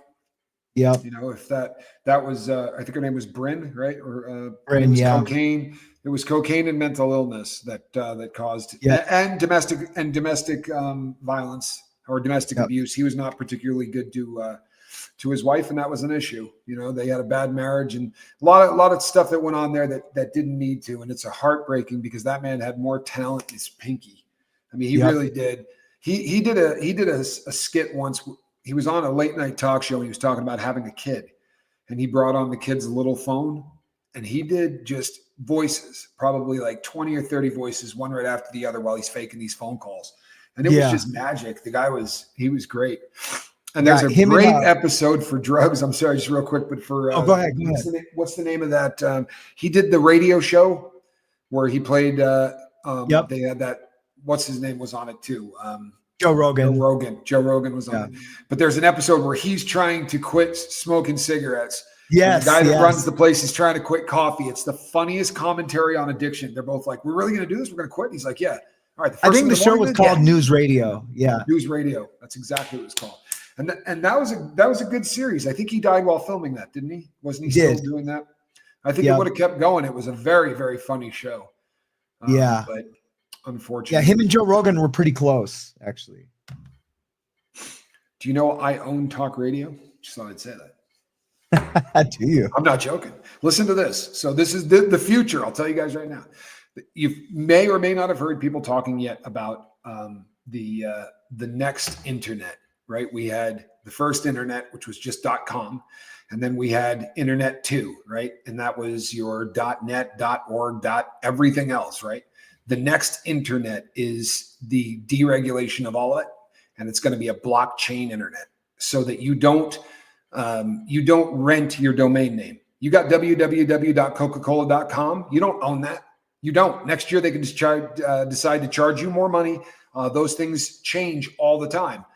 Now with the Web3, we're calling it. Now with Web3, you can buy a domain name that is yours. You own it. They can never take it away from you. It's like stock. It goes up and down in value. But I own talk radio and just about every version of it that you can possibly get on Web3. I spent about 18 grand buying names when it first opened up. I had been making a lot of money, living in a halfway house, saving every single penny, literally every single penny. And I started buying up watch names like Submariner. You know, for Rolex, I own the name Submariner. I own a lot of watch stuff. And then I started to think, you know, I'm going to be doing a lot of talk radio. I have that every version of talk radio, AM talk radio, FM talk radio, talk radio, like all of them. I own all of those. So at some point we may good job that as well. Good job. Yeah. I own a few, but they're mostly tattoo related. I just but you know, I'm done with tattoo. Regulated too? Yeah, I like it. Yeah. I wanted to say to James, my wife told me that you had sent a chat that you wanted me to talk to me about tattoos and stuff. Like you have like a YouTube show or a channel. If you do, and that's that you want, I'll do it anytime you want it, brother. Anytime you want it. So, and also I don't check my emails every day. So if I haven't responded, I do respond like every other day. I check them like really late at night when I'm shutting down and I can relax and like respond to people. So you shut down occasionally? Yeah. You do that wind down thing? Yeah. Also, what was I going to say? Oh, never mind. That's a management thing. Never mind. I promise you, I'm going to do a show where I come on and I geek out on watches. I promise it's coming. I promise. I will put it together. I'm going to pick 20 or 30 pieces out of my collection that I'll talk about and tell you how I got into it and all that. I promise. A lot of people actually reached out to me after last night and wanted me to do that. So, did you see what's his name got sentenced? The gentleman watch dealer guy. Oh, I didn't know he got sentenced. Yeah. What did they give him? I didn't watch the whole thing. Oh man, I'd like to know. He got sentenced though. Yeah. Do you know that $5 million in theft? So yeah. So when all of that was going on, the trolls were linking me to him. The trolls were saying that my watch business was a scam and that I worked with this guy. And truth be told, I did buy a watch from that guy. But everybody bought a watch from that guy at one time or another. When he first started cooking, he was super legit, but it was a Ponzi scheme. Do you understand that? People use that term a lot, but the concept of a Ponzi scheme is pretty simple in that what you're doing is using the cash the cash that somebody's bringing in. So you get 5 people that show up and they give you $10,000 each to invest. The first guy that says, hey, I need that money back, you're not giving him back money you earned. You're giving him money from the next 5,000, the next people that brought $5,000 a piece. And you're using money from one person to pay another person. There's no real enterprise taking place. It's a Ponzi scheme. And the problem with Ponzi schemes are the last guy that joins gets effed, right? The last group of people that's what happened with Bernie Madoff. The last people that showed up, the people that invested with Bernie Madoff in the beginning made a fortune.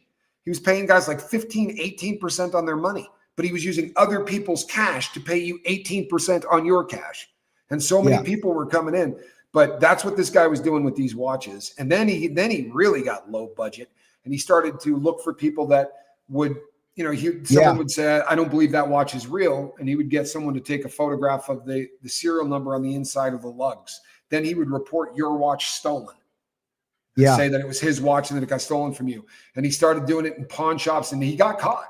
I mean, obviously he's on his way to prison, but I would say that he had a really bad drug problem you don't hear about, but he had a really, really bad drug problem. He did. Yeah, he did. That's what starts always. That is what. Yeah, I seen that starts. that YouTube video of him at that place in Arizona. He's saying he lost not a Mariner, but I can't remember what it was, but lost the watch at a club. He was drinking and GMT Master. Yeah, he was trying to rip off a pawn shop that had taken a watch in. What he didn't know is this: that it's not a scam you're going to get away with. It's just simply not a scam you're going to get away with. When when a watch gets stolen, people report it the second it gets stolen. And Rolex knows that if you did not, or the authorities know that if you're showing up and saying my watch is in there, wait, when was it stolen? Show me the receipts for it. This is a scam that went on for a really long time. It's still not a good idea to ever let someone see your serial number of your watch. If I take a picture, someone says I want to be able to see a serial number to see it's real, I just take 4 numbers out of it. I'll use a black marker and just take 4 of the digits out. So they would have a bitch of a time trying to reassemble it. Yeah, kind of like a pyramid scheme, Pam. The difference is this: in a pyramid scheme, there's usually a product, right? Amway. There usually is, like Amway is a pyramid scheme, but they're delivering product to an end user. And I do shows on this on my channel all the time about why multi-level marketing is a scam. I was in that business for a long time. I made a lot of money in multi-level marketing. It is. I did the puppy. I did the water purifiers. They called them the puppies. They're like a little. I know thing exactly what you're talking about. Yeah. Yeah, I did that. Was it a 3-letter? Was it a 3-letter version of it? Yeah. Okay. Yep. Yeah. There were the letter versions. There was about 4 different companies that came out that all had 3 different letters. After that, it went to a company called Equinox. And that was one of the founders of the original water purifier companies, went out and started his own called Equinox. He made an absolute fortune. But yeah, so yes and no. The non-fungible token, right? The NFT, there are NFTs out there that are completely legit, right? There are artists who only work in that medium and they sell art. And there's been some NFTs already that have sold for a lot of money. Technically, I have an NFT. Owning talk radio that is an NFT. That is a non-fungible token. It also happens to be, I can put a site up on it. I can do whatever I want, but it is a piece of virtual something that I can buy, sell, and trade, which is really all an NFT is, right? What the problem becomes that NFTs got tied to coins and all of this crazy shit. Please, if I come out and I say, hey, me and Casper, are coming out with a coin, please somebody shoot me. Yeah. You got to say that when you got a small audience too, because when you start getting a big audience, you actually start thinking about crazy crap like that. Look at the Hak Tua girl. You realize she could be facing prison time? Yeah. Yep, she's hit, brother. Yeah, the real money. But I don't think she was. She put her name on it, and she got paid. They gave her $100,000 to put her name on it, and then it was all bad after that. Yeah, she's not going to come out of this smelling like a. Bitcoin's legit. And then there are some other coins that are legit, but there aren't a lot of them. Ethereum is obviously pretty solid, and the platform that Ethereum, works on, everyone is adopting. In multi-level marketing, the real money is in recruiting others into it, not actually selling the product, because in order to get a paycheck, you have to prove that you did X amount of volume. So in other words, everybody's buying a paycheck. They have to buy the product. So if you can recruit 10,000 people that are all doing monthly volume, right, buying their paycheck, that's your paycheck. And it's true. The problem with MLM is always going to be this product right here, which can cure, cancer or whatever claim they're going to make. This product I can buy somewhere else, and I don't have to put 9 levels of payment in it, right? The product is always going to be grossly overpriced because you have to be able to pay all of the people that are in the pay plan. So you take a $19 product and you sell it for $119 so that you have $100 worth of money that you can pay out. This is my NFT. It's the only one I own. But it says creativity. They come out of nowhere, but can take over the world. They are the first step to the future. They are ideas. There is great joy in seeing how your ideas gradually turn into something real. The Hak Tua girl, why is she in trouble? Here's why she's in trouble, because people are asking. Here's why she's in trouble. So she did this video. You've all seen it. She's talking about how to give good fellatio. And if you're going to do it right, you got to spit on that rascal is kind of what she says. You got to do the old hot tua. And it became a massive, like viral to the point where millions of people were watching it an hour. And this went on for a very long time. And it propelled this girl from being just some girl in Tennessee to being currently, or at that moment, one of the most famous people on the planet. So the pirates that understand this whole coin concept get a meme coin, the hot tua coin or whatever, and it's going to be this girl who's going to be backing it. They paid her allegedly $100,000 up front to put her name on it. She also got a bunch of the coins, and the coins always works the same way. It's just like stock. If you get together and you start a company and you give stock to everybody and you say, listen, whatever you do, don't start selling this stock when the company starts going up. Because as you put more of it into the market, you drop the price. It's called shorting, right? And if you've got your own people shorting your stock, selling your stock into the market, you're tanking your own company. And it is alleged that she dumped all of her coins right in the beginning. She didn't. That is what is alleged. Now, whether or not that's the truth, CoffeeZilla, you want to hear about it? Go look at him. He does a great job talking about anybody that does this stuff.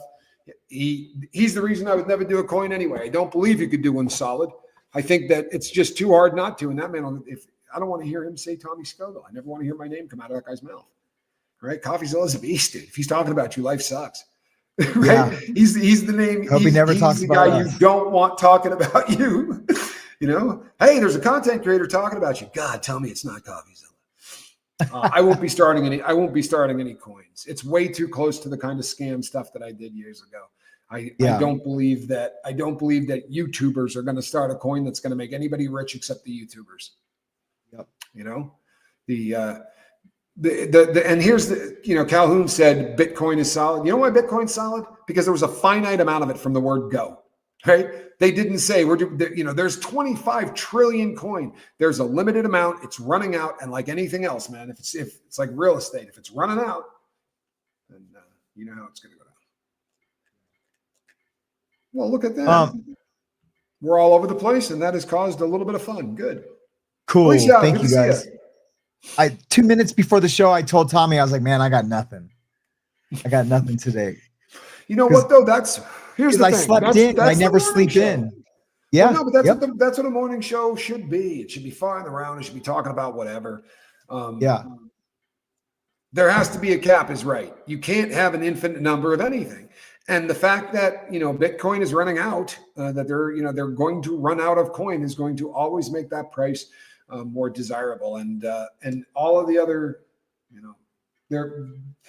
what Bitcoin was supposed to do, in my humble opinion, what Bitcoin was supposed to do was prove that it could be done, right? To prove that it could be done, because now a government can do it. Now anybody else can do it. We would never allow it to happen because you can't trust that digital currency isn't going to get ripped off. Well, Bitcoin didn't. Nobody ever ripped off Bitcoin. If you got a story about how somebody got ripped off, it's because that dumbass gave their password to somebody else. Nobody hacks into Bitcoin. And the reason is blockchain works a lot differently. The information is put in a small packet, and the packet gets handed like this. And every time you hand it, you kind of sign off on it. So if it ever gets ripped off along the way, you know exactly. It's a very different concept of internet, but it's the future of all internet. It is the future of all internet, because everything, and I'll promise you this too, the day is coming where you're going to have an address of whatever you want to call it, but everything is going to be on it. So it might be Casper, .x. Casper.x. That's one of the deregulated names. So Casper.x. On there will be your entire medical history, all of your banking, your Bitcoin, anything you want to spend money on, all of your stuff is everything in life is on one deal. You want a phone call, it goes to Casper.x. You got a text message, an email, everything is done on one freaking address, and no one else could ever own it. And they can't take it away from you. You own it forever. You could sell it if you wanted to, but that's the future. The future is going to be that you are going to have one centralized everything. Everything that makes you you and everything that you do will all be on one little 1/8 Bitcoin is more money than I've ever touched. You want to hear something sad? And everybody's got one of these stories, but there was a guy named Lee Pfeiffer, and he was a salesman that used to be on my floor, and he came and pitched me and my brother on Bitcoin for so long that I honestly went, hey, how much of this shit do I have to buy to get you to leave my office? And he's like, give me $500. I was like, done. The hell out of here, bro. And I ended up buying this stuff, and I sold it years later for probably $5,000, something like that, 10 grand. And I thought I was a genius. I thought I was the smartest person that ever lived. It's like that poor bastard that spent $25 billion on pizza. You're like, what a horrible story is. He was paying them in Bitcoin, and he was giving them like 9, 10 Bitcoin for a pizza, 20 Bitcoin for a pizza. Yeah. Now this shit's $100,000 a coin. Yeah, you'd be really bummed out. Think about all that pizza you bought. You at least go see the guy. Hey, how are you? I see your pizza place is doing good. Could I borrow a Ferrari? You know, for, a couple of months, or maybe could you just give me $1 million because I was an idiot and made you the richest person alive? Or how about that jackwagon that's out there that has all of that coin, and he has entered his code every single time. He has one last try. If he enters it and he screws up, he loses it, and his life savings, all that Bitcoin he's got. I mean, so much money in there, and there's nothing he can do about it. Yeah. Yeah, you deserve that. I'm sorry. That's crazy, dude. I do have a bunch of Dogecoin. But, I don't have enough that's going to make me rich or anything. You don't know that. You don't know. I mean, yeah. I used to have 100,000. I had 100,000 Dogecoins, and then I sold it when it got to 0.45 of a penny, because I bought in like at 100th of a penny, or I can't remember. And but I was broke and I needed it. I was about to be homeless. I still have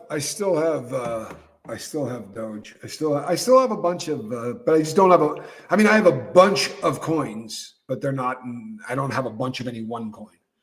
Yeah. Unfortunately. But I did really well. I did really, really well on cryptocurrency. When I was in the halfway house and everybody was buying headphones and shoes and new clothes and gold chains, like I bought Bitcoin. And honestly, I started buying Bitcoin because I was so afraid that I would spend the money that when I got paid, I would put it into Bitcoin because it was a bitch to get it back out. It was very difficult, not for everybody else, but for me, it was super difficult to get it. So I just left it there, and it was going up and up and up and up, and it allowed me to do everything that it's allowed. I wanted to answer Calhoun. He had asked did I say I was going to quit tattooing? Yeah. So I still have a shop, and but my books used to be full, 2-3 tattoos a day. It's really slow. I was thinking of retiring anyway, and I just think God's plan for me is to retire, but I will always tattoo friends and family. Yeah. So I will always have a studio set up to do tattoos. Like, so say if I came down there for a visit, whoever wants a tattoo, we're tattooing. If someone comes to visit me, I will have a space to tattoo. If I go to Canada to see John, I'm going to bring my tattoo stuff and we're going to trade tattoos. Very cool. Yeah. I just want you guys to know I used to hate mornings, says Feisty Kitty. You two have made me look forward to waking up every day. Not to mention the wonderful, amazing chat family as well. I really love you all. That's the nicest thing, man. In the world, isn't it? Really, because we did this for each other too, because we're like, man, let's do a morning show so we can hang out, first of all, and hang out with you guys. First of all. And because I can't get enough of you guys. I really can't. I know. That's the real thing right there. I was talking with Johnny Scoville this morning. My brother's getting ready to do something really, really cool. I think everybody's going to dig and I was talking to you about it a little before we went live. Where Johnny is the biggest true crime. I shouldn't even say true crime. Johnny is a interrogation freak. For real. You can't name an interrogation he hasn't watched.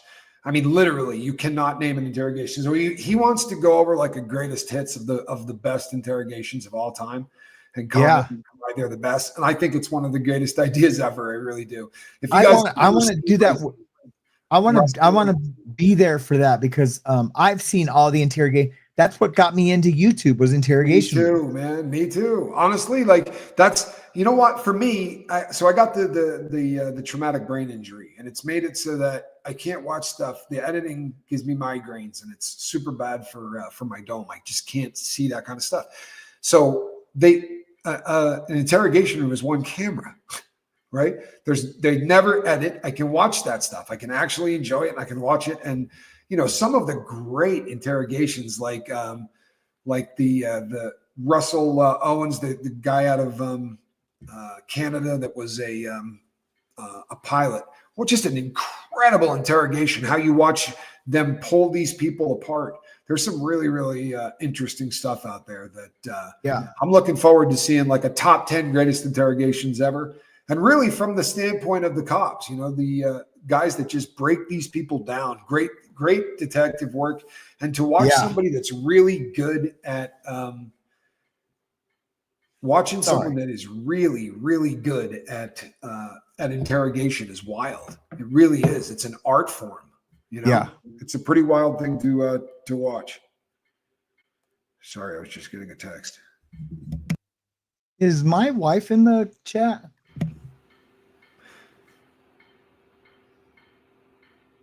I just wanted to tell her happy anniversary. So Bitcoin is trading at $2,000 under $100,000 this morning. Because somebody was saying, what is it trading at in US dollars? It is $2,000 under $100K. It was 60 grand just a year ago? So it's up 40,000. Yeah, it's been well, you know what, people take this from a guy that has spent a lot of time farting around with the stock market. You can pretty much just you can buy anything and just ride it for the next 4 years. I promise you. And it just comes from, and I'm not being political or anything else. When you cut regulation, the stock market goes up. It's never, ever not done it.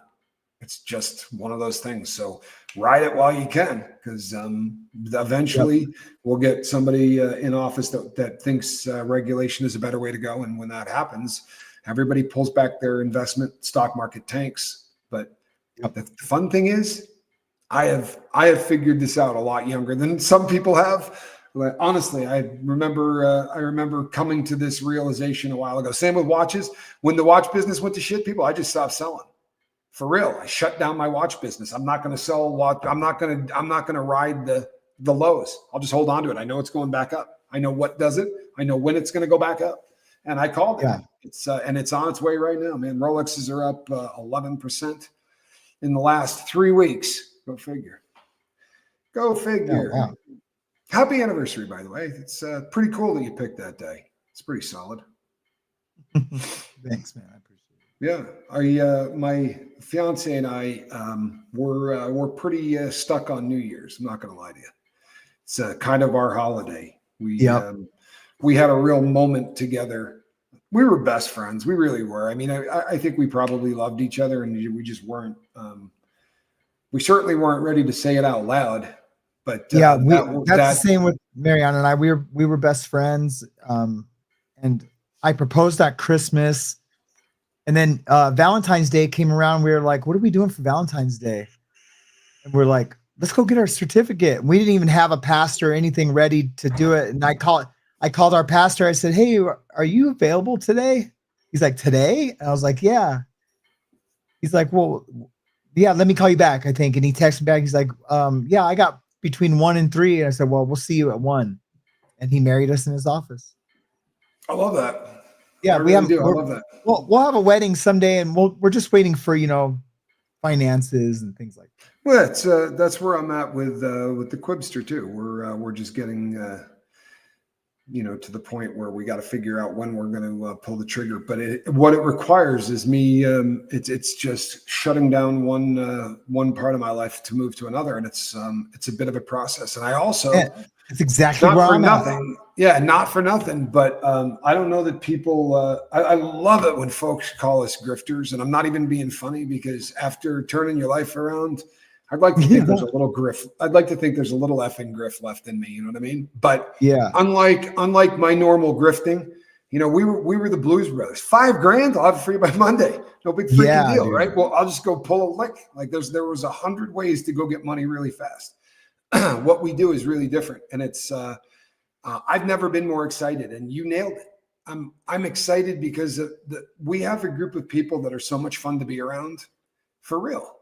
If you go back and watch my really early shows, and then you know, if you trace the life of a channel, you bring people together from so many different places, right? We brought ex-Scientology community together with these Brits, and everything sort of came together and melded into this like miasma that's honestly kind of amazing. Yeah. It is amazing. I'm gonna do the I'm definitely gonna do. Thank you, Mindy. I'm definitely gonna be doing the marriage thing. When we do it, I'm sure that we're going to televise it to some extent. To some extent, I mean, I want to produce it.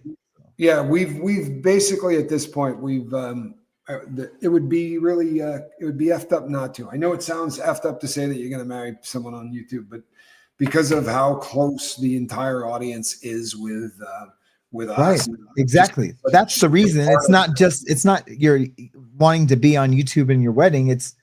There's people you want to invite to your wedding, and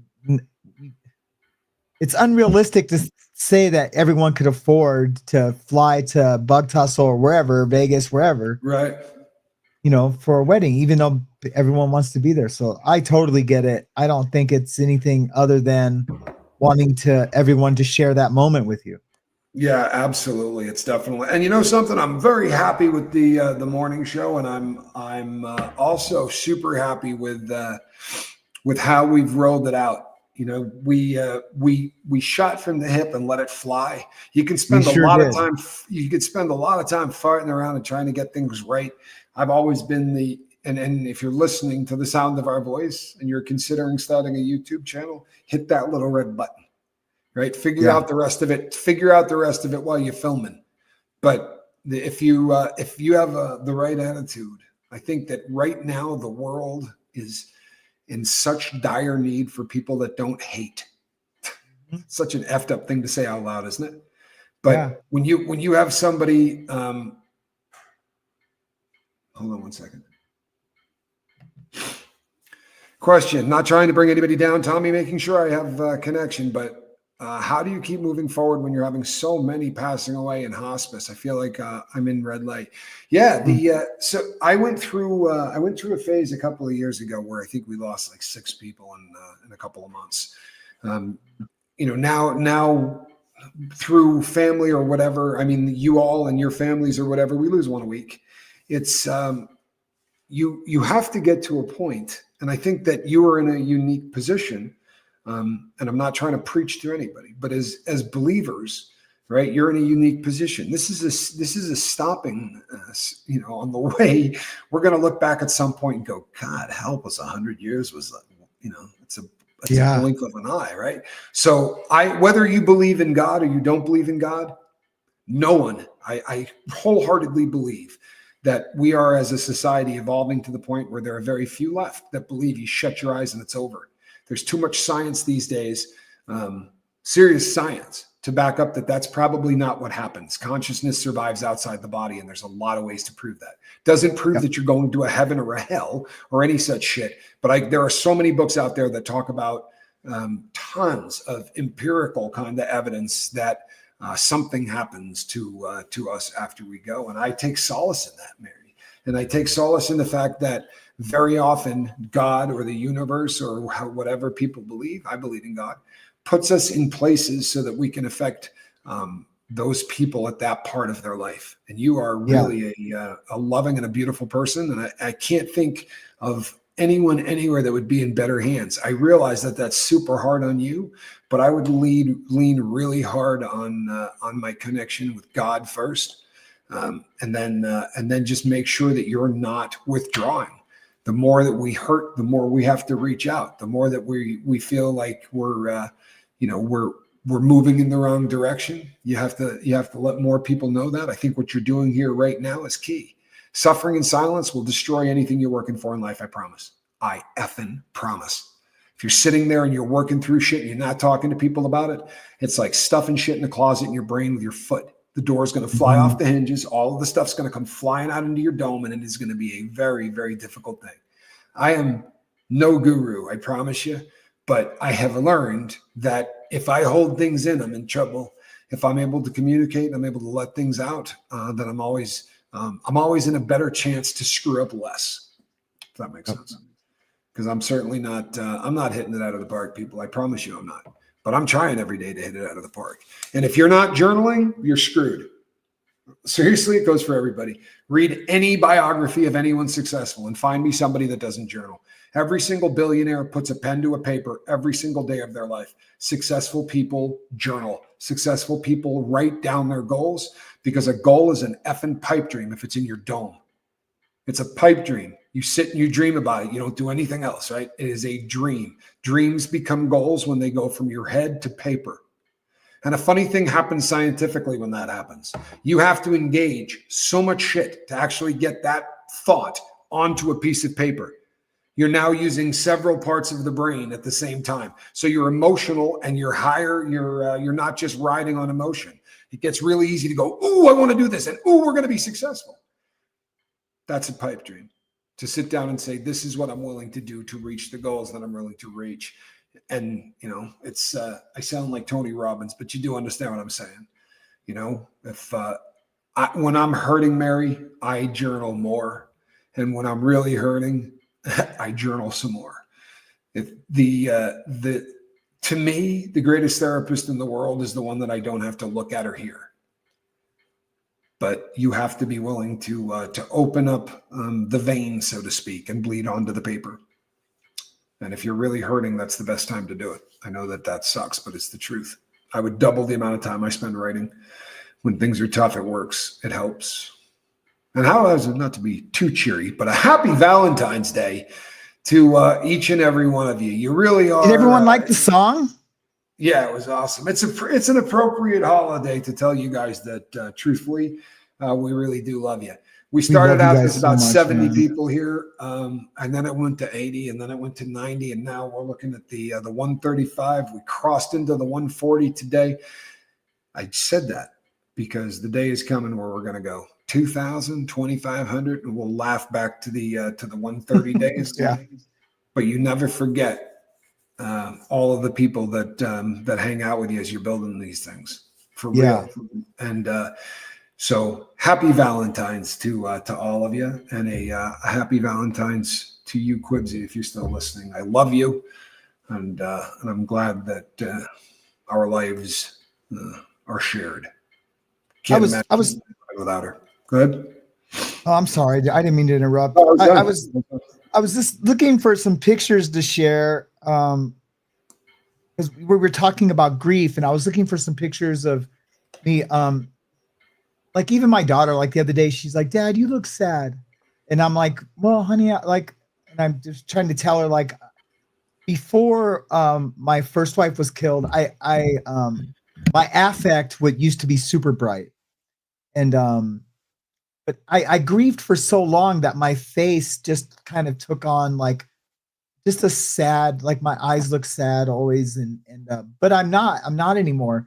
I've gotten through that grief. I've met a wonderful, beautiful, loving woman that fills that void, that's completely different than my first wife, and I have a beautiful daughter who fills every void that my heart needed to complete get that morning. And I don't know, it's just life is a trip, but when talking about grief and dealing with grief, and then I'm like, I don't think there's anyone on the planet that can help someone through that better than me. And I guess that sounds egotistical, but I guess that's what I'm saying. No, it doesn't. I'm here for anybody that's dealing with, even if it's like helping someone else get through grief, like, you know, and I would be like the third party. I'm just down for that. Privately, on the phone, FaceTime, on here. But I wanted to show the juxtaposition of me before grief and me after grief, but I couldn't find any pictures. I have some, but Jess Gunn is right. Grief always leaves a mark. But I'll tell you something.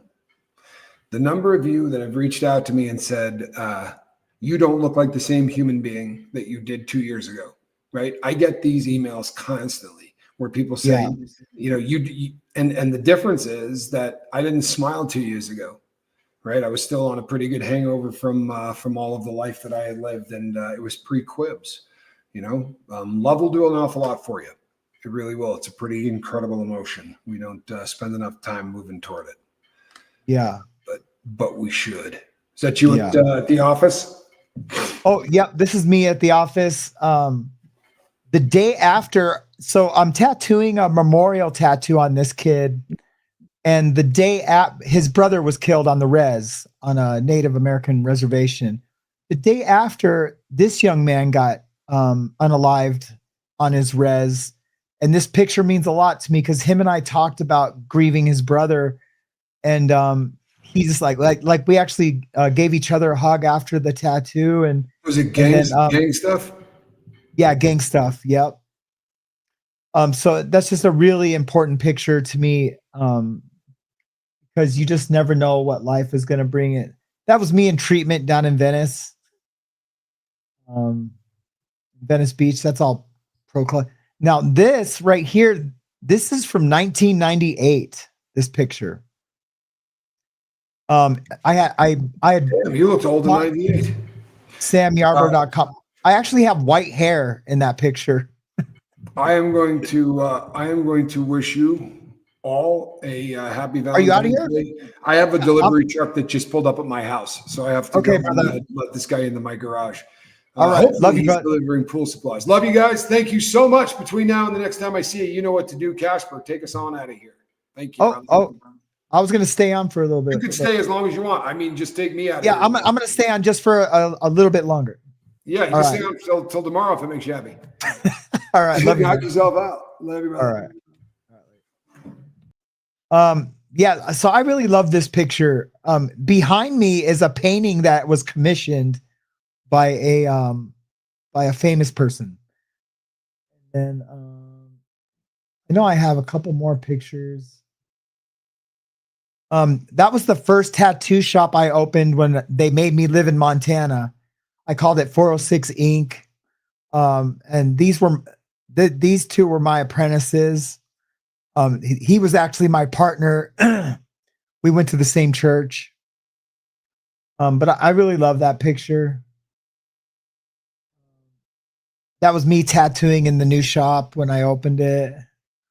A lot of Native Americans up here. This girl's actually a basketball player. She's super cool. Her whole family's like really cool. Oh, that's Jester stuff. I guess that's all I got.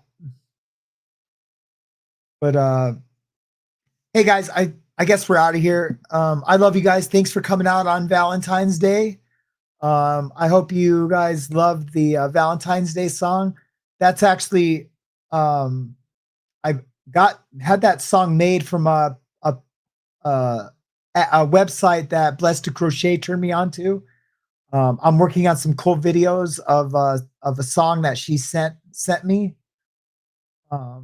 So I just think they're just super cool. I'm gonna play the song again, and then we will sign out.